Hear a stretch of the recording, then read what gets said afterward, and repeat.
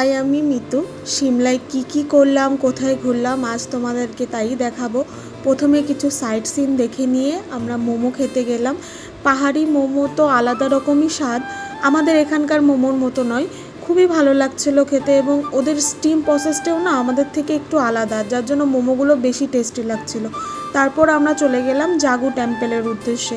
জাগু temple নাম সিমলার highest পয়েন্টের মধ্যে একটা পয়েন্ট, যেটা ভীষণ উঁচুতে এবং ভীষণ এঁকে বেঁকে রাস্তাটা একদম পাহাড় কেটে গোল করে ঘুরিয়ে বানানো, যার জন্য গাড়ি একবার এই দিকে মরে যাচ্ছে, ওই দিকে মরে যাচ্ছে। ভীষণ ভয় করছিল আর কি।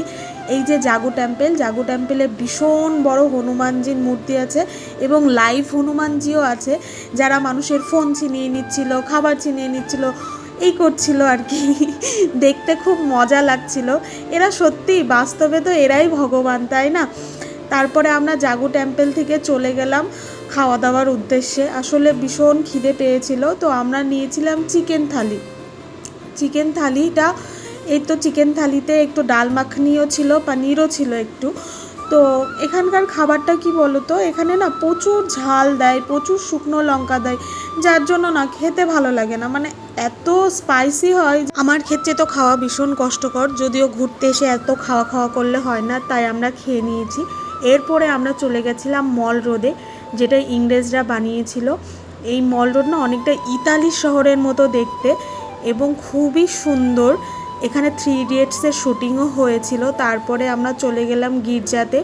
এই গির্জাটার পাশ থেকেই না হনুমানজির মূর্তিটাও দেখা যায়, তোমরা ভালো করে দেখলে দেখবে। আমাদের ট্যুরিস্ট গাইড বলছিল কোনো এক সময় এই মল রোডে একটা সাইনবোর্ডে লেখা থাকতো, Indian and dogs are not allow.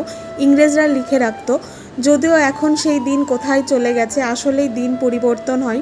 মল রোডটা সত্যি খুব সুন্দর ছিল দেখতে। তারপর আমরা মল রোডের সাইডে যে লোকাল মার্কেট আছে, সেখানে কিছু জিনিসপত্র কিনতে গেলাম। এখানে তো পাইন গাছের জিনিসপত্র প্রচুর পাওয়া যায়, ফ্রিজ ম্যাগনেট থেকে শুরু করে বিভিন্ন উলের জিনিসপত্র। এখানকার মেয়েরা না 20-30 মিনিটের মধ্যেই একটা করে টুপি, সোয়েটার এইভাবে বুনে ফেলছে, মোজা। দেখতে খুব ভালো লাগছিল। তারপর আমরা সানসেট দেখলাম, সানরাইজও দেখা হলো পাহাড়ে, সানসেটও দেখা হলো। ফেরার পথে একটা পেস্ট্রি নিয়ে এসেছিলাম, ওই পেস্ট্রিটাই খাচ্ছিলাম। আসলে দুপুরের খাওয়াটা ভালো হয়নি, তো এই জন্য একটু সুইট ক্রেভিং হচ্ছিলো। আমরা বাঙালি তো যেখানেই যাই করি, খাওয়াটা আমাদের সবথেকে মেন প্রায়োরিটিতে থাকে। তারপর রাতে ডিনার করে নিলাম। ডিনারটা তো আমার একদম মনের মতো হয়েছিল। আমি যেমন খাবার পছন্দ করি, একদম উইদাউট শুকনো ঝাল, একদম সুন্দর আমাদের বাঙালি খাবারের মতো খাবার হয়েছিল, যেটা আমরা হোটেল থেকে খেয়েছিলাম। এটা আমি ভীষণ তৃপ্তি করে খেয়েছি।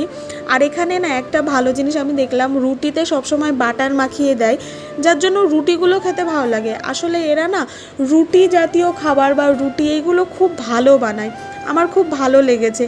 সঙ্গে স্যালাড, পনিরের একটু তরকারি, মিক্স ভেজ ডাল, খাওয়াটা খুব ভালো হয়েছে।